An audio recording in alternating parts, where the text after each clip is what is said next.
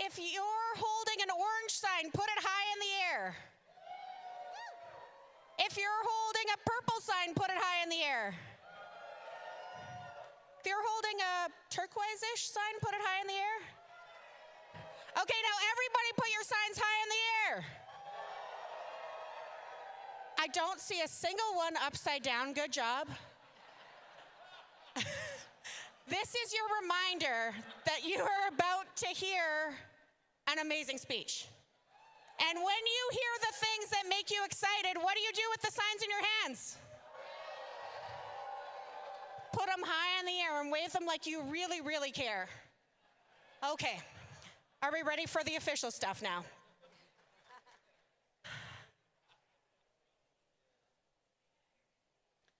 Alberta doesn't need more division. We need a leader who brings people together.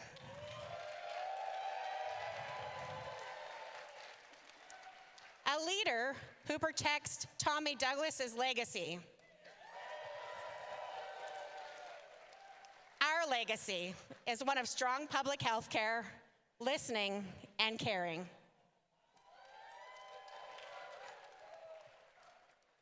We need someone who has been tested, who knows what it takes to face big challenges and find smart, steady solutions.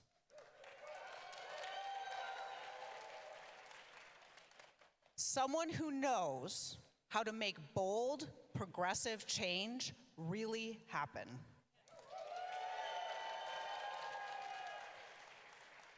Alberta's premier is more comfortable with Donald Trump and extremists down south than she is with the Albertans in this room. She's on a path to divide our province and divide us from the country that we love. But our next speaker, well, he has a proven track record of uniting Albertans. He knows how to bring people together, build consensus with our neighbors, and get actual results for Albertans. And by the way, he also knows Danielle Smith and exactly how to beat her. This incredible leader has a way of making politics feel human. He doesn't just connect with people, he makes them feel seen, he makes people feel heard, and he makes people feel valued. He leads from a deep place of love for this province, for its people, and for all the possibilities that lie ahead. But before we actually bring him out here, we want to share a little bit of his magic and what he's done and who he is.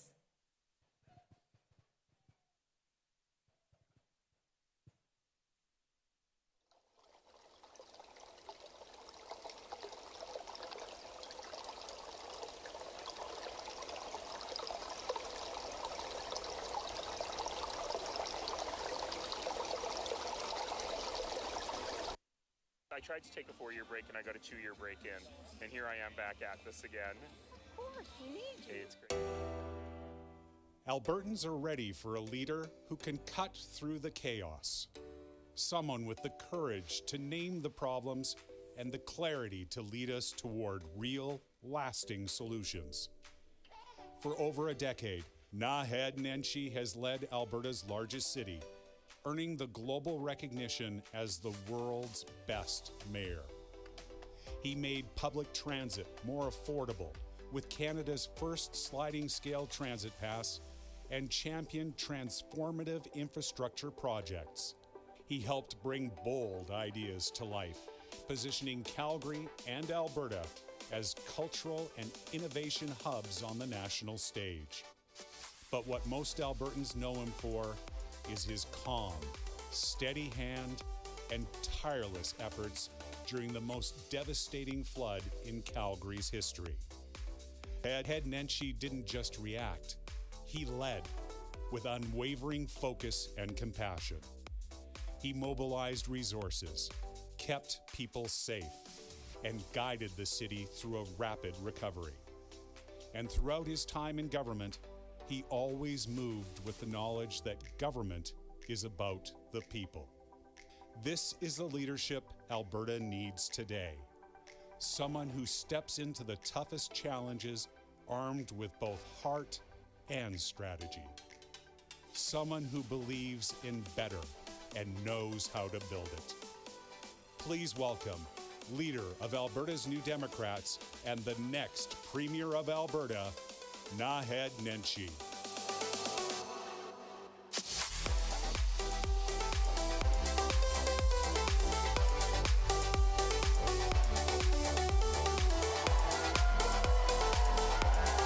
Well, look at this.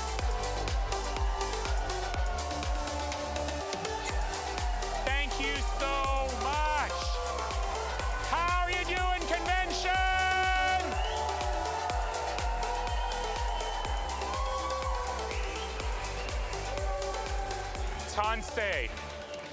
Tansei, Buju. Oki nitsukwa, nitsuwanok abesto chispistis. Dada nastada, size etia, amba wastich. Greetings to all my relations. Bonjour, tous mes parents. To my Blackfoot brothers and sisters, I am known by a name I cannot pronounce. The late Elder Pete Standing Alone had that very typical siksika siktipi sense of humor, and he thought it would be great if for eternity I could not pronounce my name.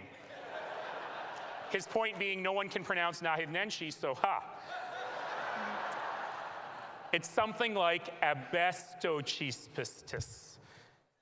Clan leader, he who moves camp and the others follow. To my Sitina brothers and sisters, I am known as Etia, always ready. And for anyone who's ever worked with me, they know that does not mean always on time. But we were started off beautifully yesterday with Maryland Buffalo and with Northern Cree. Wasn't that great?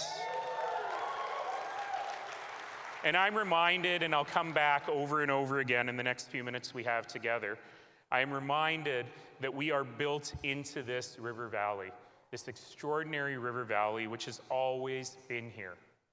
And as long as there have been people on this land for thousands and thousands of generations, people have come to this river valley to gather. And today, in this place of deep and ancient history, we begin to write the next chapter for Alberta.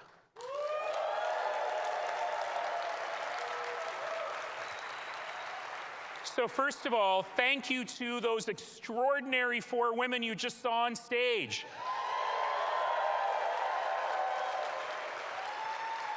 To Sarah, to Kathleen, to Raki, to Jody, the leaders of our caucus, the leaders of our movement, strong, powerful women bringing us forward. Thank you for standing up here and introducing me.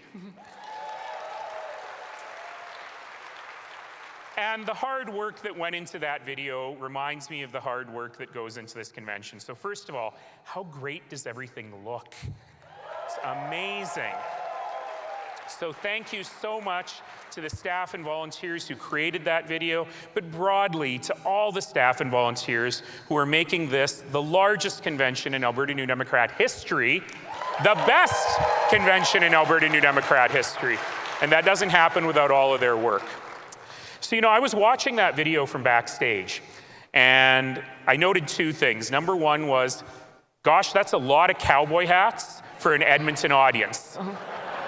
And I promise that I don't wear cowboy hats all the time. But the other thing I noticed was those images of the flood. I haven't seen some of those images in years, but they remind me of one of the greatest tests that we've faced as a province and as a community, but they also reminded me of the enormous strength of the community. Because that flood was not just a natural disaster. It was a defining moment. It was a defining moment that taught us about community and resilience. We asked for volunteers to come and help with the cleanup. We gave them 1 hour's notice to show up at McMahon Stadium. I thought no one would come. But I figured I'd better go and, say hi to the 50 or 100 people that show up. You may have seen the picture in the video. I arrived at McMahon Stadium on a Monday morning, and there were tens of thousands of people in that stadium parking lot.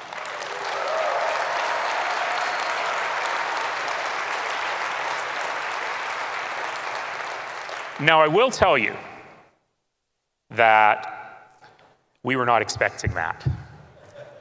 There was no PA system. There was nowhere to speak to the crowd. And when I got there, one of my colleagues from Calgary Emergency Management, Jason, was standing on a folding table precariously, attempting to yell at the crowd.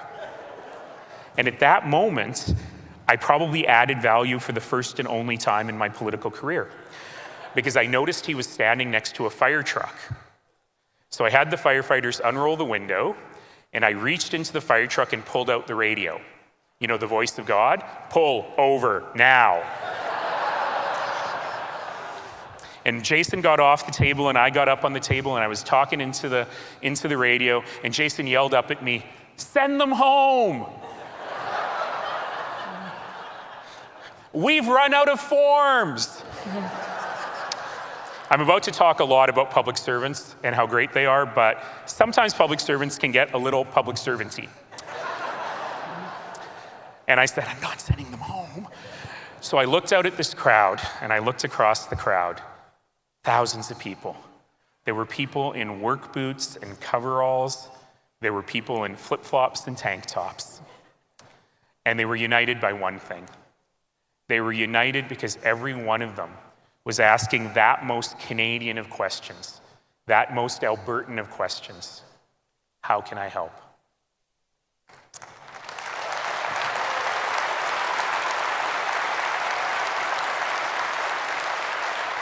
So I looked out at the crowd, I took a deep breath, I swallowed hard, visions of municipal lawyers danced in front of my eyes, and I said, "Folks, there's no more forms to fill out. There's no more room on the school buses, but you're all here to help. So you know what? Just go help." And they went, and they went, and they went, and they went, and they went, and they went. They went in the hundreds, they went in the thousands, they went in the hundreds of thousands. There was a point later that week where there were more community volunteers in the town of High River than there are people who live in the town of High River.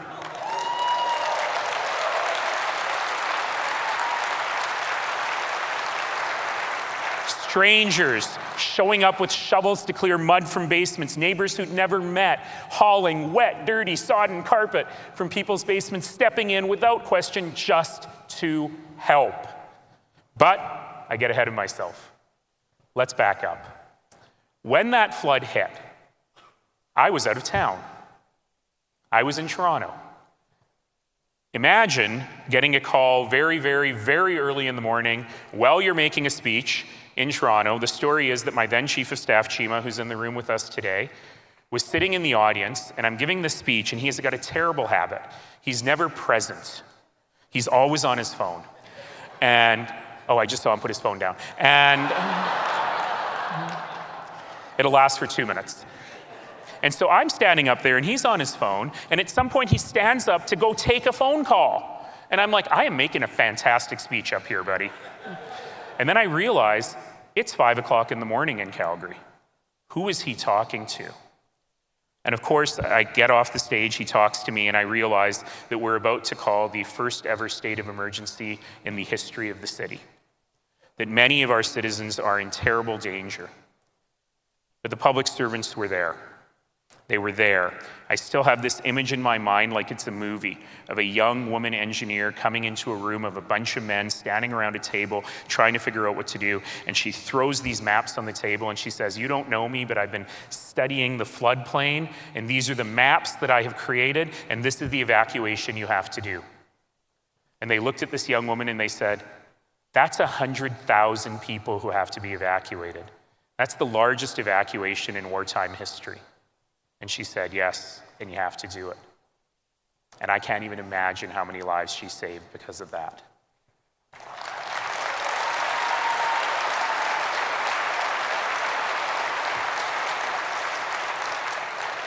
That's the power of public service. That's the power of public service workers. That's the power of our seva, of our selfless service. When I finally got to Calgary from Toronto later that evening, I went to the Emergency Operations Center. Imagine every movie you've ever seen that has Houston Mission Control, NASA. That's what the Emergency Operations Center looks like. A wall full of video screens, a bunch of public servants and private sector partners and volunteers all sitting in front in a bunch of long tables and cubicles, and it looked like public servant whack-a-mole. So someone would jump up and say, "We have to evacuate a seniors building in Chinatown." And someone across the room would jump up and say, "3 buses on the way." And someone else would jump up and say, "I'm sending firefighters and police officers." And someone else jumped up and said, "I can't find any translators in the middle of the night, but I speak Cantonese. Can somebody give me a ride?" And when everything seemed like it was kind of under control, I had to go see my city. So I found a very young police officer. He looked like he was all of 19 years old. And he put me into a SWAT team vehicle, and we drove around the barricades and through the roadblocks to see the city. Our first stop was at the water treatment plant. The water treatment plant where the river had overcome the dam. That was the beginning of the flood on the Elbow River, the start of the flood on the Elbow River.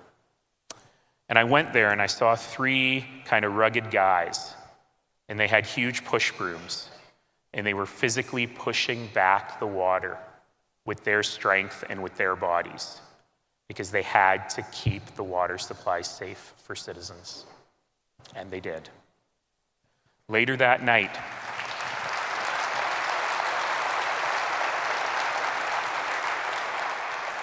I learned that across town that same night, the wastewater treatment plant was about to fail. And if that wastewater treatment plant had failed, then everyone downstream on the South Saskatchewan River Basin, from Calgary to Lake Winnipeg, would have had unsafe, unclean water. It was dark. There was no electricity. And these public servants, without hesitation, put on their hip waders, walked into that fast, dark water, cleared those gates, and saved the water system across southern Alberta and the prairies.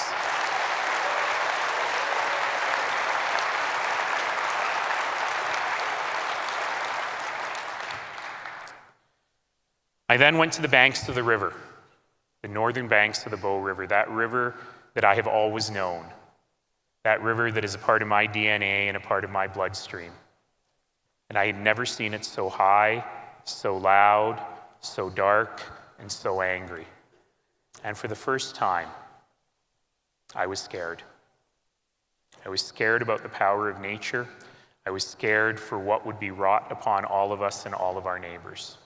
And for a minute, I didn't know what to do. But that police officer hauled me back into the van and took me to Chinatown. Remember the building being evacuated? And so there I was on the south bank of the Bow River. And I was watching this building being evacuated. Elderly Chinese residents, many of whom didn't speak English. And there were those police officers and there's those firefighters physically carrying people down 16 or 20 flights of stairs. These people had been woken up, these citizens had been woken up in the middle of the night and told to leave their homes. They didn't know when or if they were coming back. This was a powder keg. And those were those police officers, there were those firefighters, there was that one guy who speaks Cantonese. And what I observed was these public servants and volunteers and neighbors treating these citizens with such compassion, with such dignity, and with such love that I exhaled. And that was the moment I knew everything's going to be okay.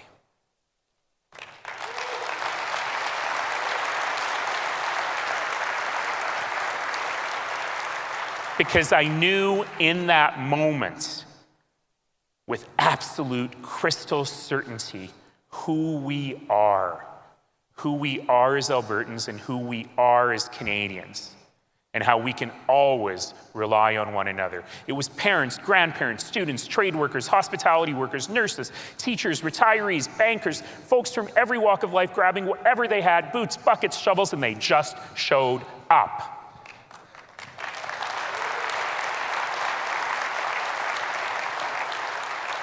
So I know this feels like an old story. Why is he going back to the greatest hits? But I wanted to tell that story because in the decade and a bit since then, we've allowed a different story to take root. A story that we as Albertans, we as Canadians, don't care about each other. That we are every person for themselves. That we trample down and punch down on the rights and the dignity of the most vulnerable in our community, and that we are only interested in getting ahead for ourselves. Is that your Alberta? No. It's not anyone's Alberta. And the reason I talk about that flood is because I want to highlight that today we're in a flood. It's a silent flood, but it's a flood that hits us every single day. It's a flood of economic uncertainty. It's a flood of attacks on our public services. It's a flood of policies that divide rather than unite. And today, my friends, we're going to start stopping that flood.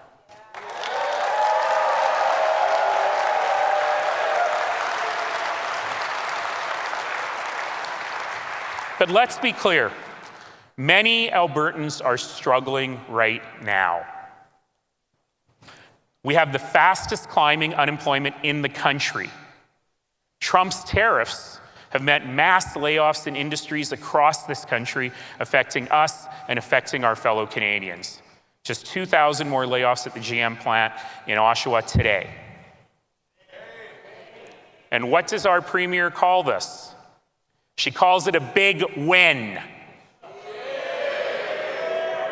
For her, a big win is economic uncertainty, the inability for people to be able to get by, and fear. Parents who are unable to provide for their children, more Albertans facing homelessness, and workers living in fear that today's paycheck will be their last paycheck. Is that what you call a big win? No! Instead of progress, we have a government that is focused on cuts, on chaos, on corruption, and yes, on cruelty. Alberta has the second highest inflation rate in the country. Groceries are getting more and more expensive. People are feeling a shock at the counter every time they go. Utilities, mortgages, rent, everything is getting more expensive faster than anywhere else in Canada. Something that's under the direct control of the government, auto insurance premiums, among the highest in the country, and the UCP's affordability plan is only making them more expensive. People can't keep up, and wages are not stretching enough, and wages are not keeping up with the cost of living. And for far, far too many of our friends and neighbors, just making it to the end of the month is not just a struggle, but sometimes it feels like an impossible dream. And Premier Smith celebrates a big win. She calls it a big win when our communities fall apart, and it shows just how out of touch she is. She doesn't get it. And not only does she not care, she doesn't care to care. She doesn't want to care. She doesn't want to care about the people who are waking up every single day worried, in fear, about their next paycheck, about their kids' future, about their ability to stay in their own homes. For Danielle Smith and the UCP, cruelty is not a byproduct. Cruelty is the point. But friends, better is possible.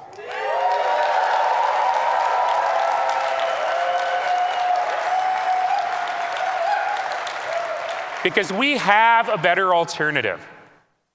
How many of you have been out on the hustings talking to friends and neighbors and they say, look, we know you're better on healthcare. Look, we know you're better on education, but, and what comes after the but? It's like you knew what I was about to say. But the economy. And here's what I'm telling you right now. As New Democrats, we don't have to and we should not ever shy away from the economy. We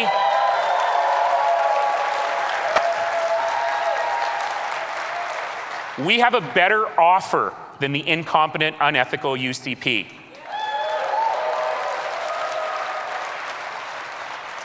I have a track record. For 11 years, we built the most vibrant economy in North America and the third most livable city in the world in Calgary.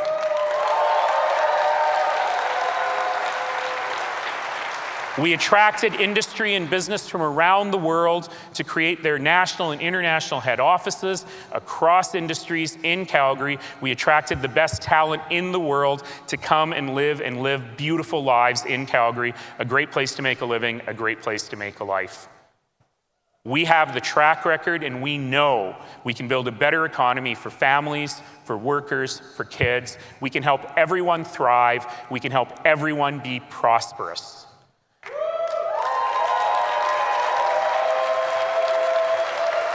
And here's what it's about. It's about making every family feel secure. It's about making sure every single worker, unionized or non-unionized, public sector or private, has a fair shot at building a good life. Every Albertan deserves to live a life free of financial fear, a life of opportunity, and ultimately a life of prosperity. Albertans deserve an economy that works. That means an economy that creates great jobs now and great jobs forever.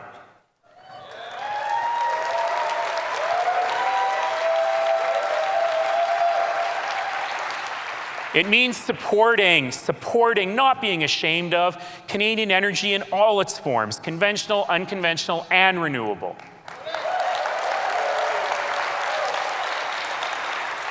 It means championing job-creating entrepreneurs and businesses small and large.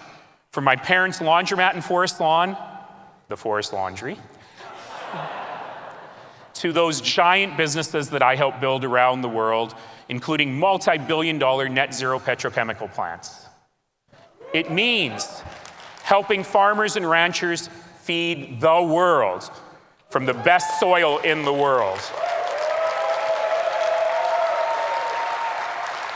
It means having a real economic diversification and economic growth plan, not just Kevin O'Leary building a data center that he'll never build, but a real plan that brings real jobs to real Albertans in industries including agri-food, biotech, life sciences, financial services, legal services, film, media, high tech, so many more.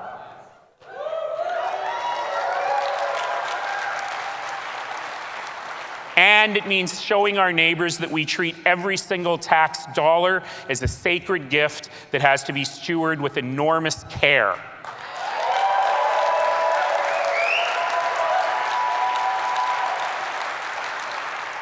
So I just talked about energy and jobs and the economy, and I even snuck in a balanced budget.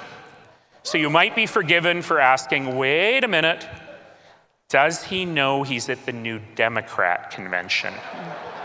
Well, yes, I sure do, because that is who we are. Because this is not a change. We've always been better with money than the other guys.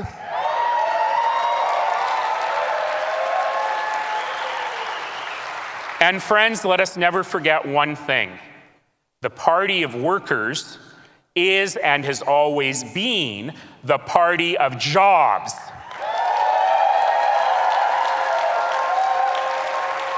Never, never, never, never be ashamed of that. From Tommy Douglas to Rachel Notley, we've always believed that. We are better on the economy than the UCP has ever been.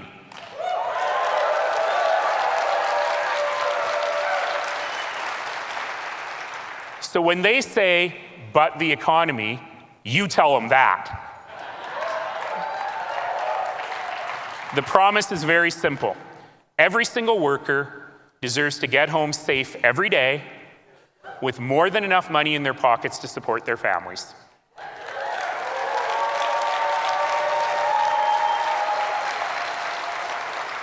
I used to say it's that simple, it's not rocket science. But now I've seen what the real rocket scientist actually has done in the US, so I won't use that analogy anymore. I would say it's not brain surgery, but Dr. Luann Metz might have something to say about that. But the other thing that makes us different than the guys across the way is we also believe in creating an economy that protects what's precious. An economy that protects our land, our air, and our water.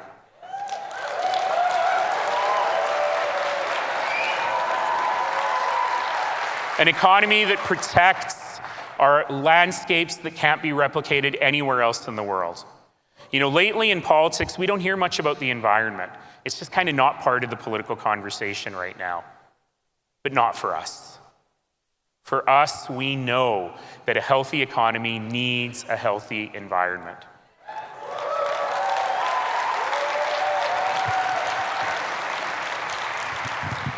I had a whole section in here that I was going to talk to you about, but I think I will summarize it in one sentence, make it a little easier for you and us. It means one thing in particular. It means no coal mining on the eastern slopes. Never!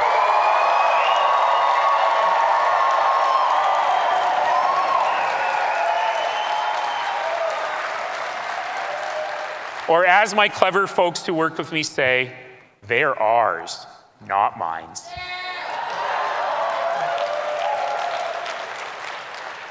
This Alberta, our Alberta, will lead the world in innovation, attract global investment, become a beacon of sustainable prosperity and opportunity, and we will do it in partnership. We will work with whoever's in Ottawa, regardless of their political stripe, to make sure Alberta thrives and Alberta does well.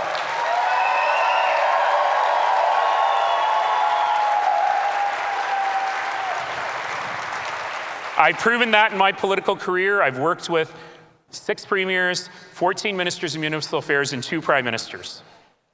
And with every single one of those folks, we made deals that benefited us. The other side wants to pick fights. We don't pick fights, we win them.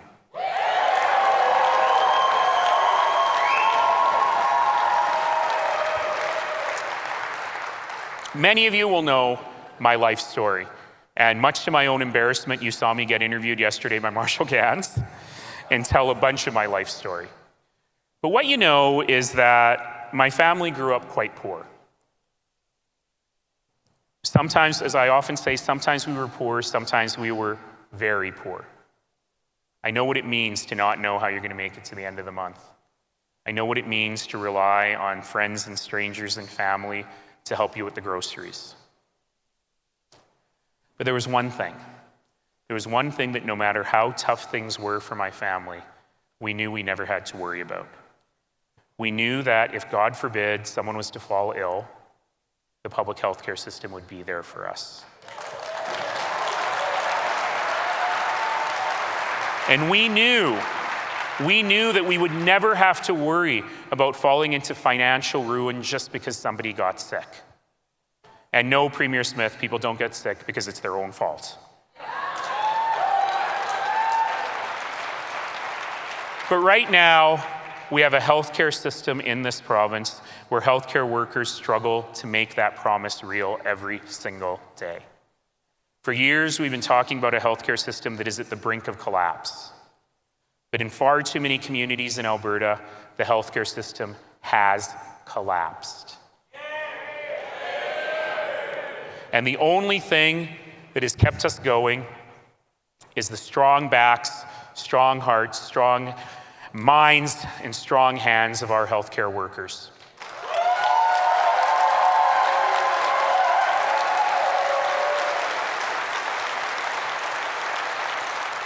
But every woman and man in healthcare, physicians, nurses, frontline workers, allied health workers, every single one deserves so much more respect, deserves so much more dignity, deserves a safe workplace, and deserves a workplace where they can do what they were trained to do, which is help people get better.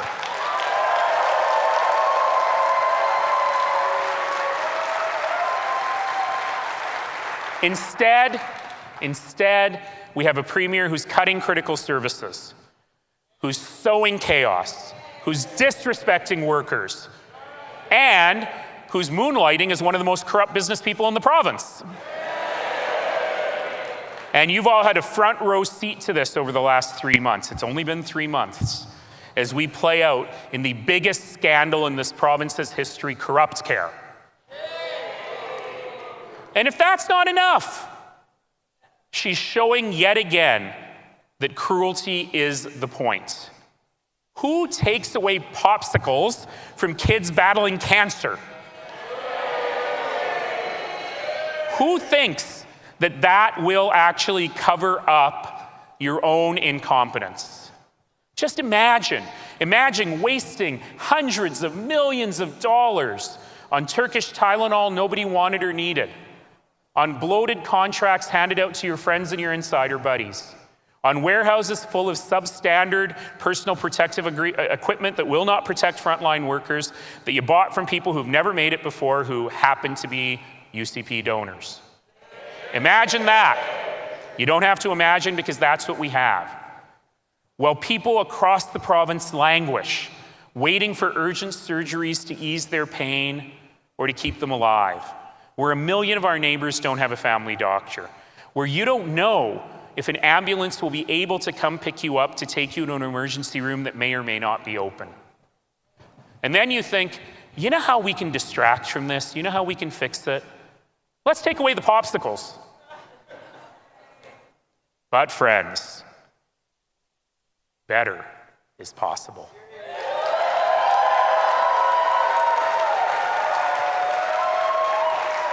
Because this isn't the Alberta we have to expect. It is not the Alberta we deserve. We deserve better. Our Alberta is a province where healthcare is about people, where every healthcare worker is treated with dignity and respect, as is every patient and every family, where everyone has equal access to quality care. Our Alberta is a province where everyone has a family doctor. Our Alberta is one where you and your loved ones get the surgeries you need when you need them so you can run, so you can keep up with your grandkids, so that you can feel like yourself again.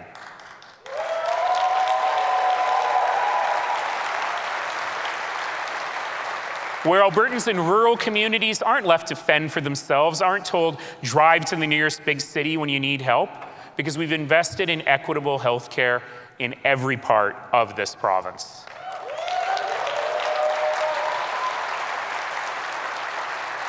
Our Alberta is one where every single child undergoing cancer treatment is given the care, the comfort, and the popsicles that they deserve.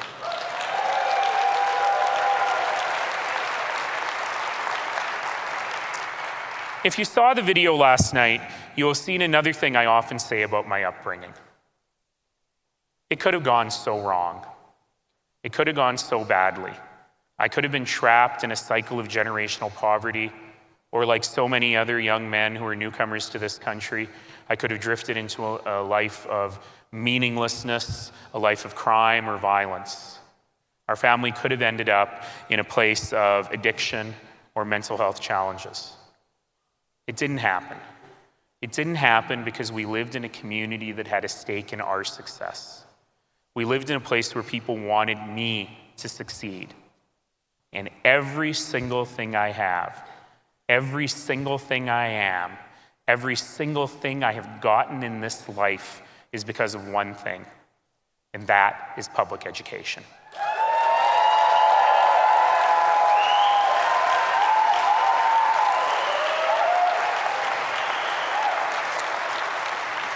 Right this minute, you would be forgiven if you were worried about public education. I sure am. Overcrowded classrooms with extraordinary complexity and no one there to help. Last year, I spoke to a new teacher in Edmonton. She'd been in the profession about 2 years. She talked to me about how tough her job was. And she said, you know what? I'm still young. I don't have kids of my own. I've got some flexibility. I should leave the profession. I should go back to school and do something else. I just can't do this anymore. And she said that her principal, bless his soul, he's trying his hardest, but he made a budget presentation to her staff. And the first slide of the budget is, no one is coming to save you. Overcrowded classrooms, overworked staff. Alberta has the lowest per student funding in the country. This is shameful. And because of this, though, I want to tell you a good story. This past winter, on a cold Alberta winter, we saw thousands and thousands and thousands of educational support workers take to the picket lines, advocating for themselves.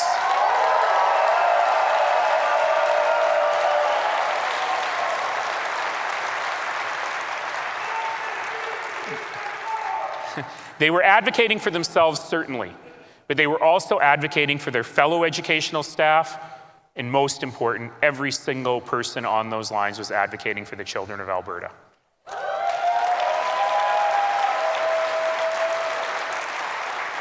I want to share a story with you, which I've shared before, but I know that the person who told me the story wants it shared widely. She's an education assistant in Fort McMurray. And she really, really wanted me to understand that this wasn't a job she fell into. It wasn't a job she took because there was no other job available. She really wanted me to know that this was her life's dream and her career. She wanted me to know that she went to school for this. And the day after she graduated with her diploma, she got a job, a good, unionized public sector job, working for the Fort McMurray School District. It was the best day of her life. She's been there almost 30 years, and before this winter, she had received a raise in that 30 years of $7. The average education worker in this province before that strike, for a full-time, yes, it's a full-time UCP, unionized public sector job, was earning below the poverty line, below $30,000. And this woman told me that with nearly 30 years of experience, as a full-time unionized public service worker, every morning she said to her kids, "Honey, you can have an apple or an orange in your lunch today, but you can't have both." Unionized full-time public service workers in the richest province in the country, not able to afford fruit for their children. Oh, you can say shame to that one. It's so sad. But you know what they did? They fought back. They went on those picket lines. They braved the cold, they marched through months of uncertainty, and they demanded better. Better for our kids, better for our schools, better for our future. So if you are here with us today, well, let's show some real stuff. If you were one of those people on those lines this winter, or if you work in the education support system, stand up.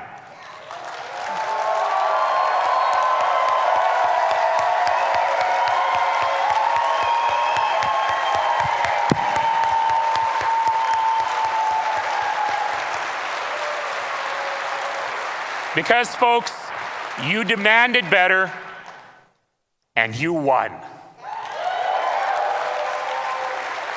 Your courage, your determination are a reminder of the power of solidarity, of the power of collective action, and that matters because it reminds all of us that when we stand together, we change the future.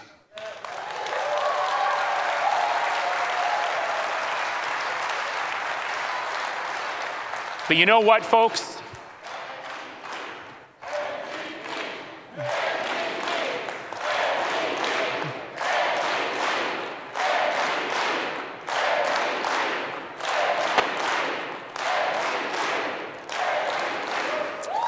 We can build a better future.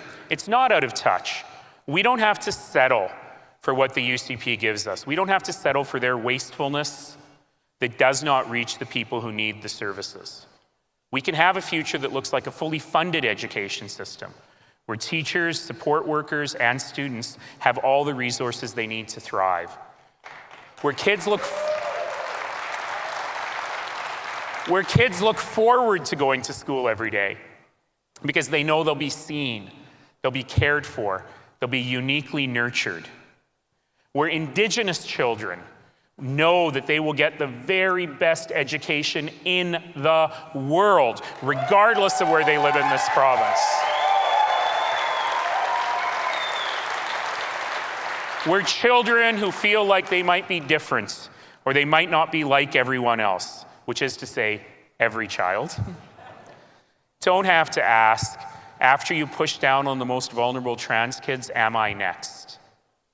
Where every single child feels that they belong, where every single child knows school is a place of safety and a place of nurturing, a place where they're seen and where they're cared for.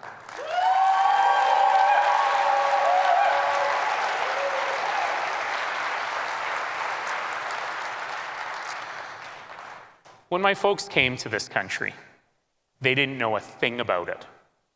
If they had had, Google then and looked up the weather, things may have been very different.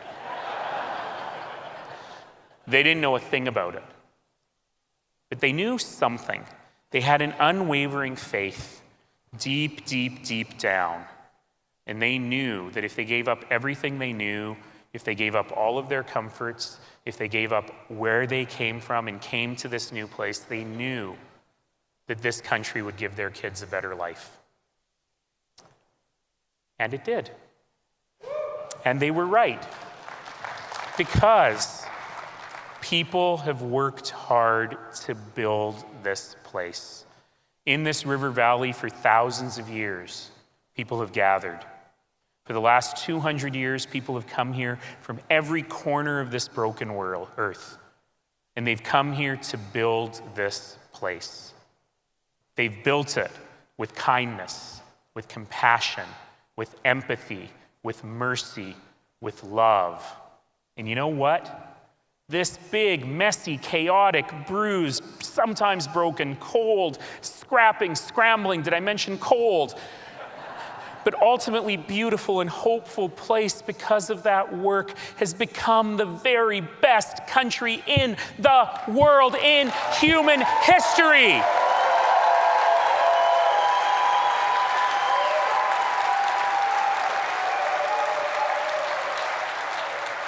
And I will be damned if we ever let Danielle Smith tear that country down.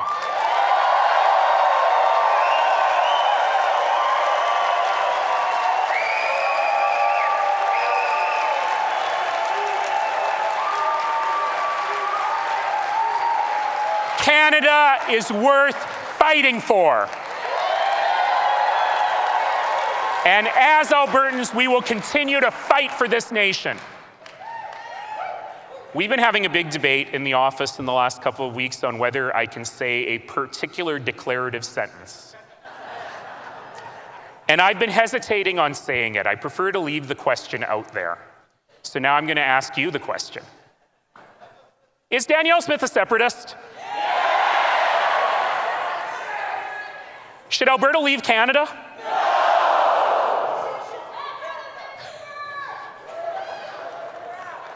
No more dividing Albertans from each other to score political points. No more dragging Alberta away from the rest of the country to feed extremist fringe agendas.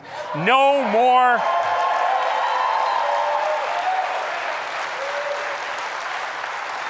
No more taking Albertans for fools. No more playing stupid separatist games with the future of our province. No more disrespecting Indigenous communities. No more disrespecting Albertans. A better Alberta means being proud to be Albertan and being proud to be Canadian. A better Alberta means people of different faiths, of different backgrounds, of different statuses, of different socioeconomic backgrounds, come together united, answering that question. Remember that question? How can I help? And the answer is the way we've always helped, leaving it better than we found it.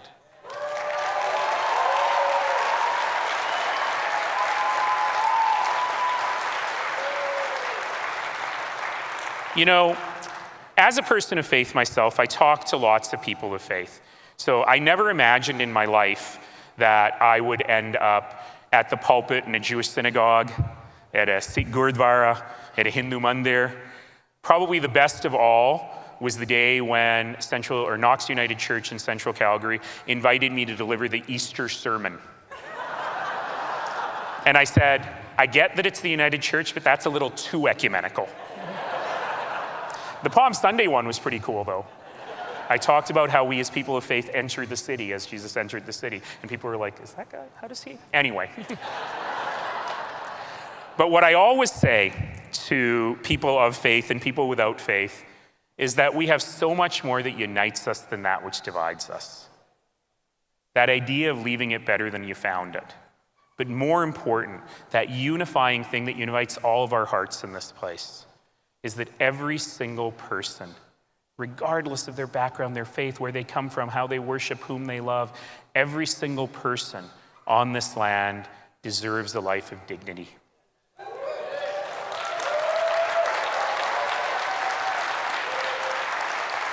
That every single person, whether you're rich or poor, whether you have a different level of abilities, whether you are struggling or whether you are materially well off, every single person has something to bring to the table. And together, we bring people to the table. So, what does a better Alberta really mean? A better Alberta means strong public health care, secure national pensions, a national economy that works for everyone. A better Alberta means partnership, not isolation. It means strength, not sabotage. It means belonging, not division. And Alberta's New Democrats will always, always, always stand with the millions and millions of Canadians who believe in a stronger, more unified country.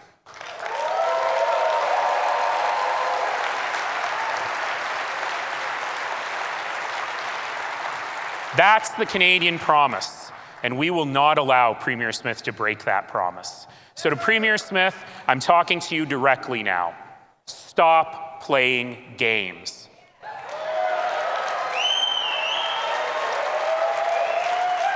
You have two choices. Denounce separatism once and for all and do it today, or let Albertans decide.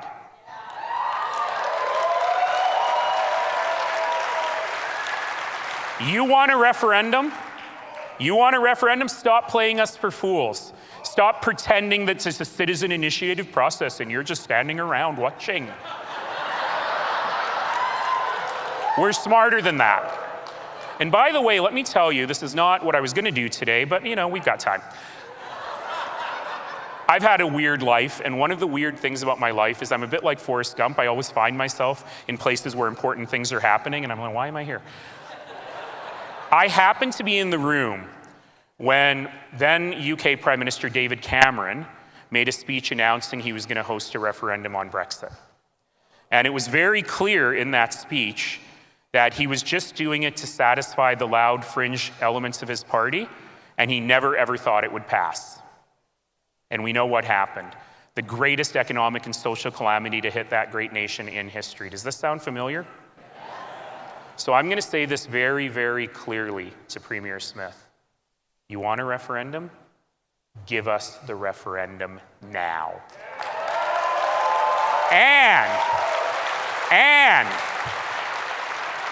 And when you get the thumping defeat you so richly deserve, leave Alberta to the real Albertans, to proud Albertans, and to proud Canadians.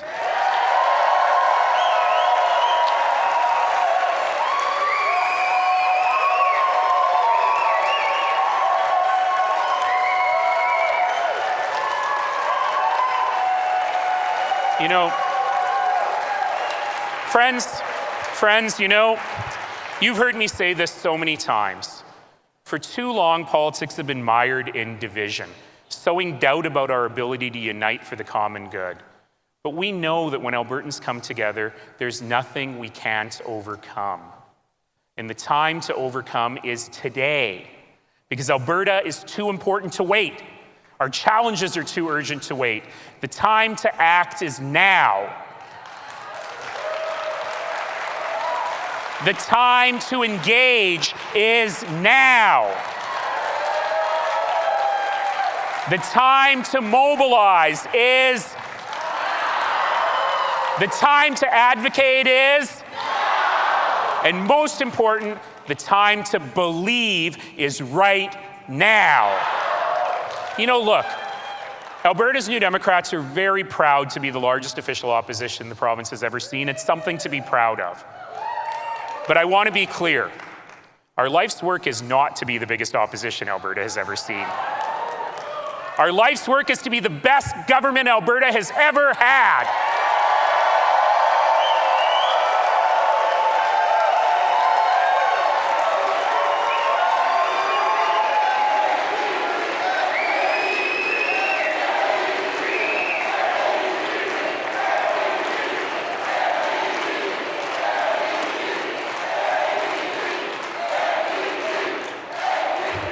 And all of this starts with one word, and I swear I had this before Ted Lasso had it.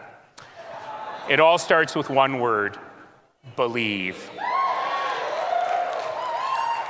We have to believe that we can do this. We have to believe that we deserve to win, not just for ourselves, but for every Albertan who needs us to win. And we will win. Because the truth is, when we believe in ourselves, we make it easier for our neighbors to believe in a better Alberta too. So let's believe. Let's organize. Let's fight like hell, and let's win, because Alberta needs us and we are ready.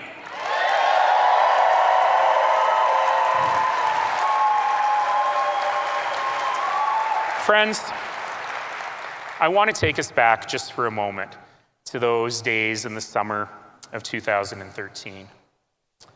When I could get away from the Emergency Operations Center for a little while, I would go on walks, just by myself. No media, no security, no drama, maybe one staffer with me. And I would just walk through the streets of the flooded neighborhoods, and I'd go up to people's doors and introduce myself and chat with folks. And I saw a woman who had a sign on her lawn. And the sign intrigued me, so I went up and rang the doorbell. And that's where I met, we'll call her Kelly, and her beautiful family. Her husband, her 2 little kids. She's a teacher. They had a beautiful house, or at least you could tell it had been a beautiful house. Inside, everything was gone. It was stripped down to the studs.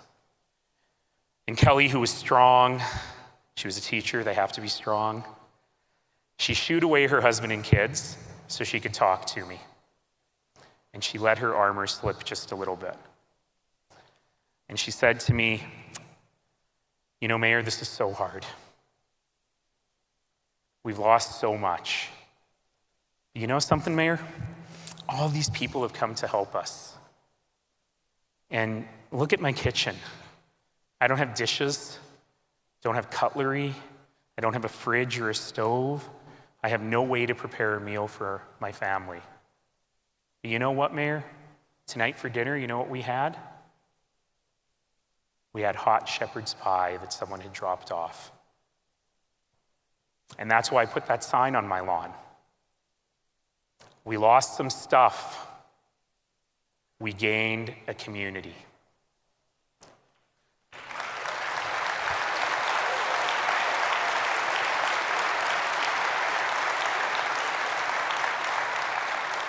And when I'm having a tough day, when I look at those people across the aisle, when I see their cruelty and their incompetence and their lack of ethics, and I'm having a tough day, I think about that shepherd's pie.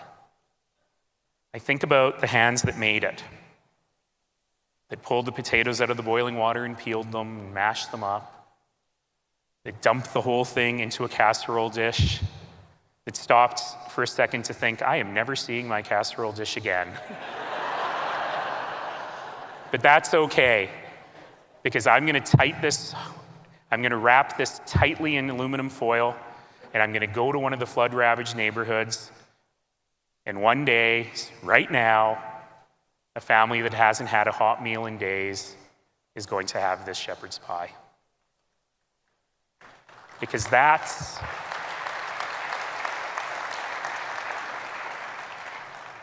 who we are. That's who Albertans are. We are so much better than Danielle Smith thinks we are. Never, ever, ever forget that.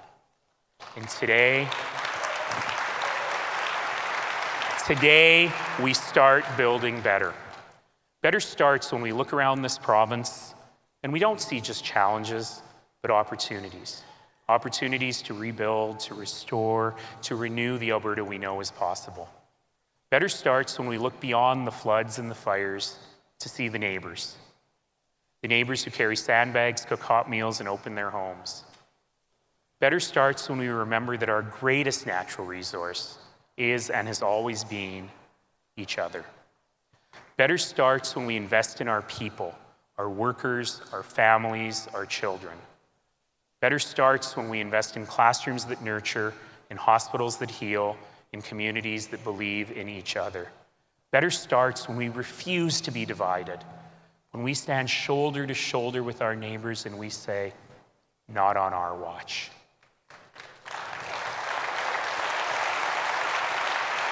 And the time to create an Alberta we can all be proud of is now. And years from now, when we look back at this moment in this room, we'll say, we didn't wait, we didn't wish, we worked, we built, we showed up. And history has shown us that when Albertans unite, we are unstoppable.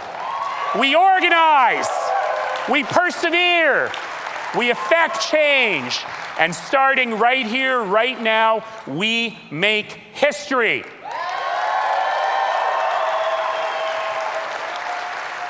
We witnessed our collective strength before, and we're about to witness it again. I don't say better is possible because it's a pipe dream. I say it because I've seen it. I've seen it in this province time and time again. I've seen it in my own track record. I've seen it in our people. I've seen it in our past. And I see it in this room today. Because better is in every voice that refuses to stay silent. Better is in every activist who dares to challenge the status quo. Better is in the everyday courage it takes to keep going and keep believing. Better is in our unity and in our collective strength. Better is in our grit. And most important, better is in our kindness. Better is in our empathy. Better is in our compassion. Better is in our mercy. And better is in our love for this place. My friends, better is possible and better starts now. Thank you all.